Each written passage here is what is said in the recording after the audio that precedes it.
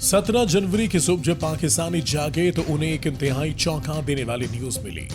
जिस पर फौरी यकीन करना नामुमकिन सा लग रहा था कि ईरान ने अचानक बलूचिस्तान में हमला कर दिया है। इस हमले में 3 इनोसेंट पाकिस्तानी बच्चे शहीद और 2 शहरी जख्मी हो गए। हमले की न्यूज ने पूरी दुनिया बिलखुसूस पाकिस्तान को हैरान और परेशान कर दिया, क्योंकि पाकिस्तान और ईरान के दरमियान हर लेवल पर डिप्लोमेटिक और मिलिट्री कॉन्टेक्ट रहता है। ईरान ने बगैर कोई वार्निंग दिए पाकिस्तान की सॉवरेनिटी और इलाकाई खुदमुख्तारी की ओपन वायलेशन की।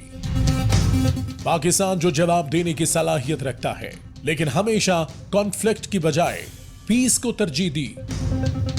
इस इशू पर भी सिविल और अस्करी लीडरशिप ने भी किसी किस्म का फौरी और जल्दबाजी में रिएक्शन देने की बजाय इंतहाई सब्र और विजडम के साथ इस सिचुएशन का जायजा लेने के बाद फौरी तौर पर डिप्लोमेटिक ऑप्शन को प्रायोरिटी दी और इंटरनेशनल लॉज के अकॉर्डिंग अपना प्रोटेस्ट रिकॉर्ड कर पाया।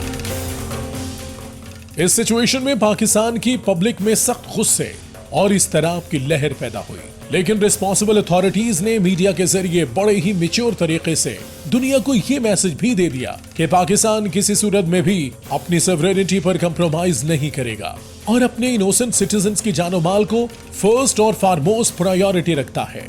18 जनवरी के सुबह पाकिस्तान ने इंटेलिजेंस बेस्ड ऑपरेशन की बुनियाद पर और कोलैटरल डैमेज से बचने के लिए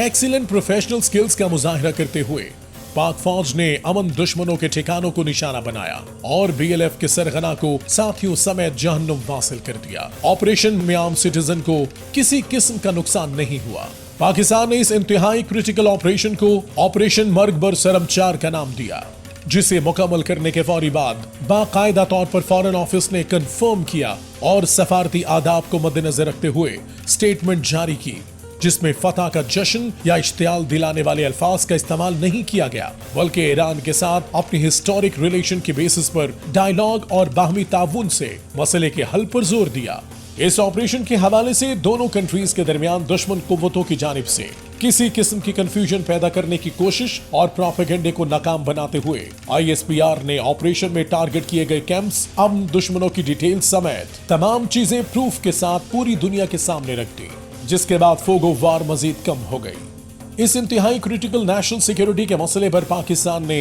इंतहाई मैच्योर जिम्मेदाराना हैंडलिंग से न सिर्फ जवाब देकर अपनी डेटरेंस बहाल कर ली, बल्कि अमन दुश्मनों को इंतहाई महारत से टारगेट करके एक बार फिर दुनिया में अपनी सलाहियत मनवा ली। पाकिस्तान की सिविल और अस्करी क़यादत ने किसी भी किस्म की ललकारबाजी जैसे नैरेटिव से इज्तनाब किया और सिचुएशन गैर मुतवक्का तौर पर इंतहाई कम वक्त में डीएस्केलेट होना शुरू हो गई। पाकिस्तान ने ईरान से बरादराना रिलेशन की बेसिस पर ताउन और बातचीत से आगे बढ़ने की इंपॉर्टेंस पर जोर दिया, जबकि नेशनल सिक्योरिटी कमेटी की मीटिंग में भी डायलॉग और डीएस्केलेशन समेत फ्यूचर में इस तरह की किसी भी किस्म के इंसिडेंट को बाहमी ताउन से हल करने के अज़्म का अदा किया। पाकिस्तान की सिविल और अस्करी लीडरशिप जो यूनिफाइड स्ट्रेटेजी के जरिए हर चैलेंज में सुरखरू हुई,